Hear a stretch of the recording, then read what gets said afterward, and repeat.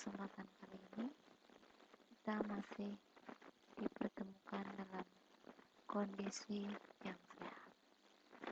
Amin. Sesuai dengan agenda kita, bahwa pada kesempatan kali ini kita akan belajar bagaimana melakukan instalasi Linux Debian Squash pada server.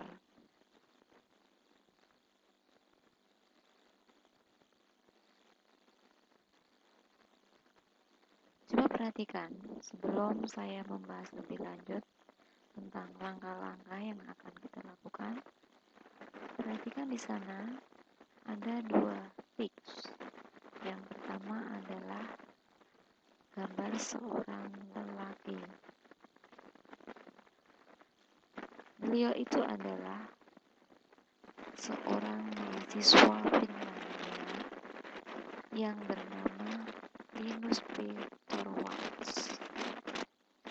Beliau ini yang pertama kali mengembangkan sistem operasi Linux.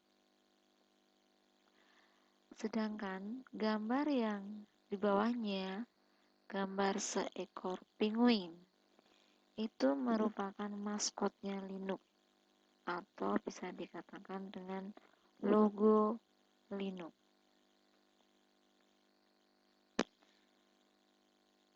Tentang Linux sendiri, memiliki beberapa karakteristik. Di antaranya yaitu, yang pertama, memiliki sifat multitasking. Artinya, sistem operasi ini bisa menjalankan lebih dari satu proses yang berbeda dalam waktu yang bersamaan tanpa saling mengganggu. Yang kedua, memiliki sifat multi-user. Artinya, bisa digunakan oleh lebih dari satu user yang login pada waktu yang bersamaan. Yang ketiga, ready for network. Artinya, sistem operasi ini memang dikembangkan untuk sistem komunikasi antar PC dalam jaringan. Yang keempat, aman, yaitu memiliki mekanisme multi-user yang menerapkan aturan permission pada manajemen user dan grupnya, dan berbasis tag command line. Artinya, kemampuan Linux pada command line-nya sangat handal.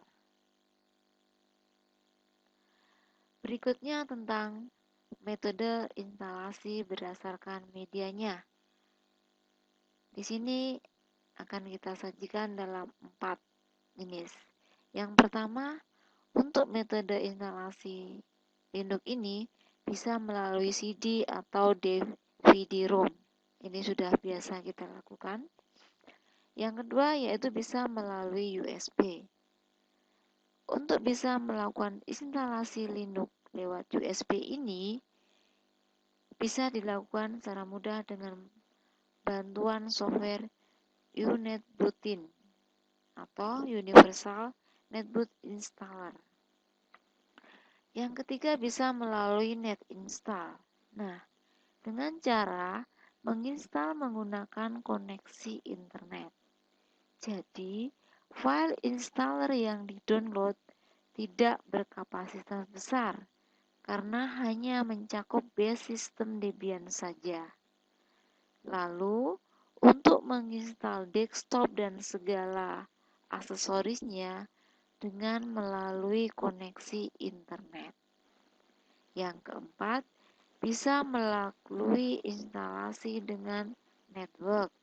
Artinya, di sini sistem operasi kita simpan di servernya dan klien bisa melakukan sharing dari server tersebut.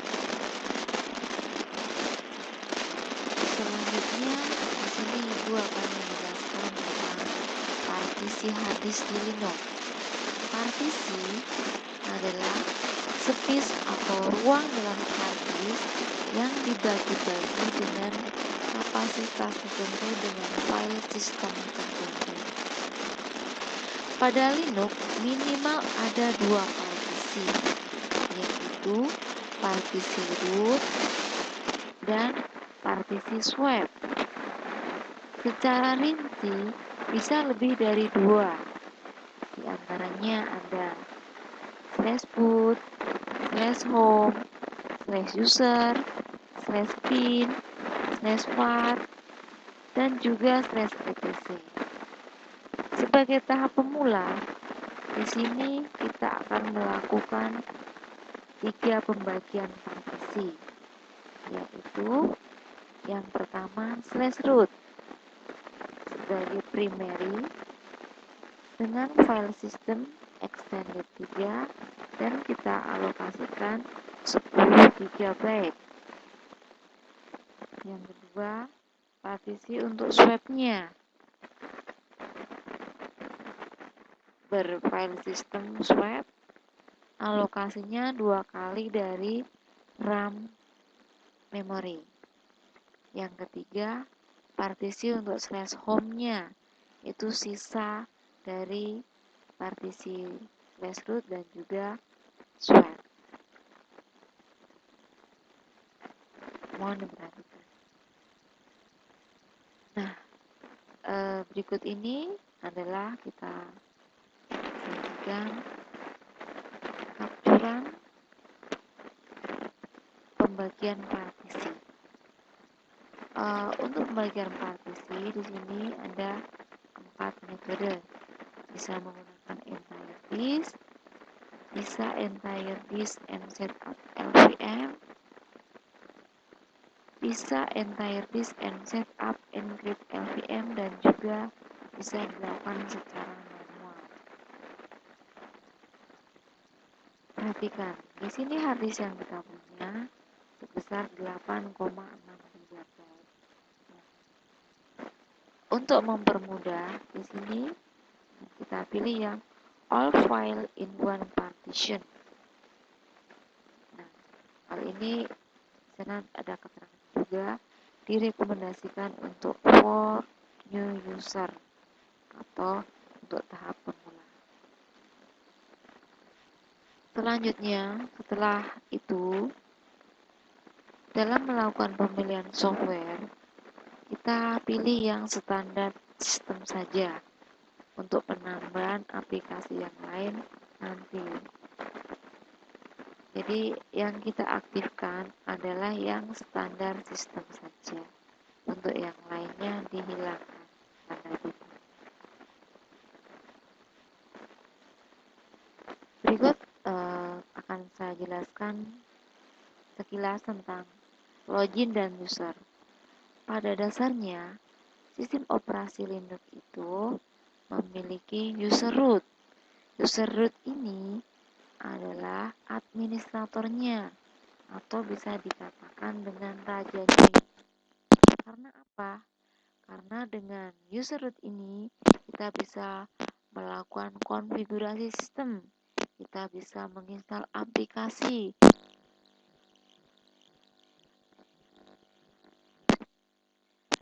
Sering yang pengalaman yang sudah sebagai pemula itu sering lupa usernya apa, passwordnya apa. Nah, jangan lupa untuk sebagai pemula, usernya adalah root, passwordnya kita buat sama saja root. Sedangkan untuk user biasa, kita buat nama usernya base, passwordnya juga base. Linux mengenal 2 prompt, yaitu dash, seperti gambar pagar, itu artinya posisi user pada root. Dan yang kedua adalah $, atau bisa dikatakan dengan bash. Itu artinya user berada pada posisi user biasa.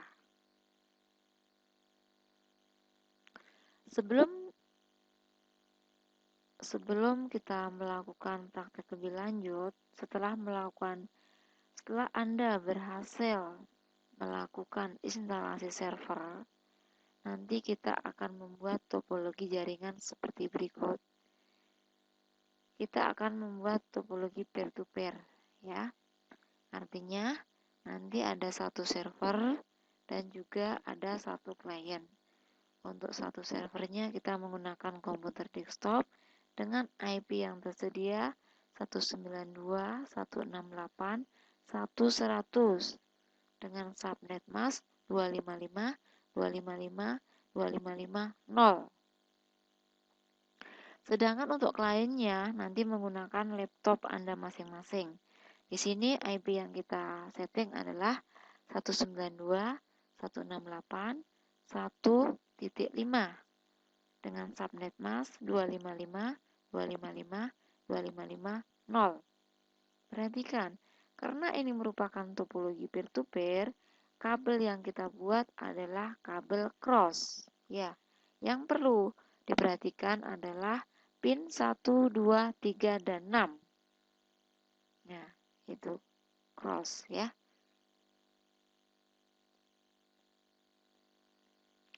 Selanjutnya, jika pembuatan kabel sudah selesai, Anda langsung beroperasi di depan server Anda. Silahkan hidupkan lagi server Anda dan jangan lupa loginlah sebagai root. Perhatikan di sini, ketikan untuk login adalah root dan ketikan passwordnya root. Nanti ketika Anda mengetikkan passwordnya, tidak akan muncul apa-apa. Tidak akan muncul bintang-bintang kosong. Seperti itu. Nanti, jika Anda sudah berhasil memasukkan passwordnya, nanti akan muncul seperti ini. Nah, akan muncul promnya nih, prom pagarnya atau dashnya. Artinya Anda login sebagai user, sebagai root sudah berhasil. Langkah selanjutnya adalah Anda perlu mengkonfigurasi IP address yang ada pada server. Seperti yang kita ketahui, bahwasanya untuk server Linux ini kita menggunakan command line interface. Artinya kita menggunakan teks.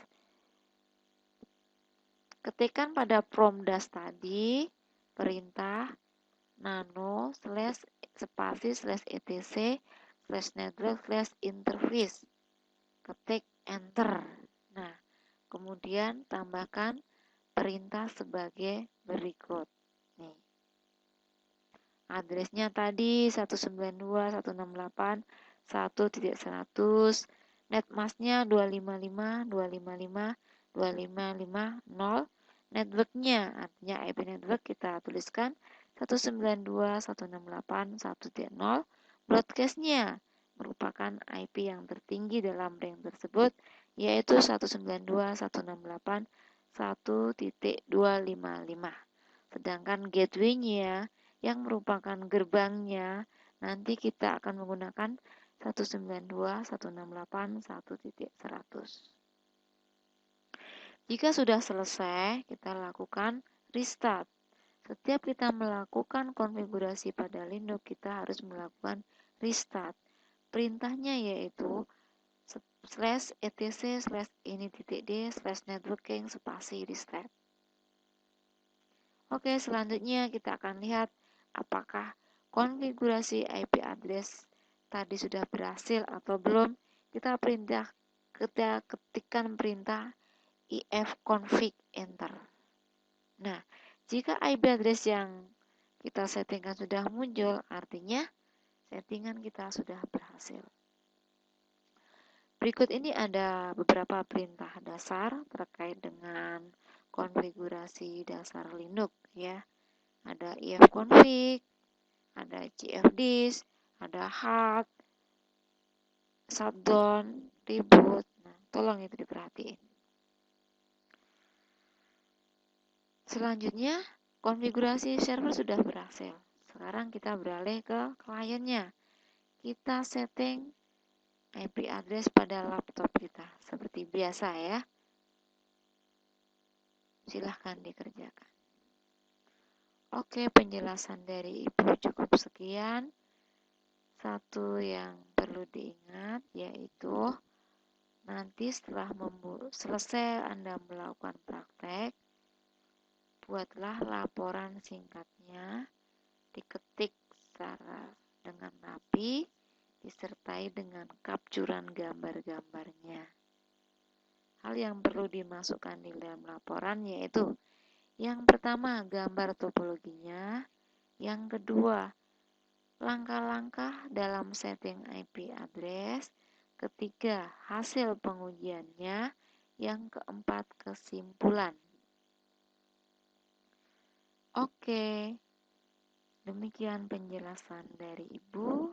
Silahkan dicoba. Jika ada pertanyaan, silahkan diskusi dengan temannya.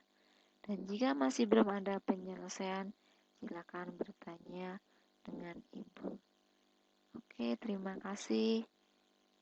Semoga apa yang Ibu sampaikan tadi cukup bisa dipahami dan selanjutnya silakan dipraktekkan. Terima kasih.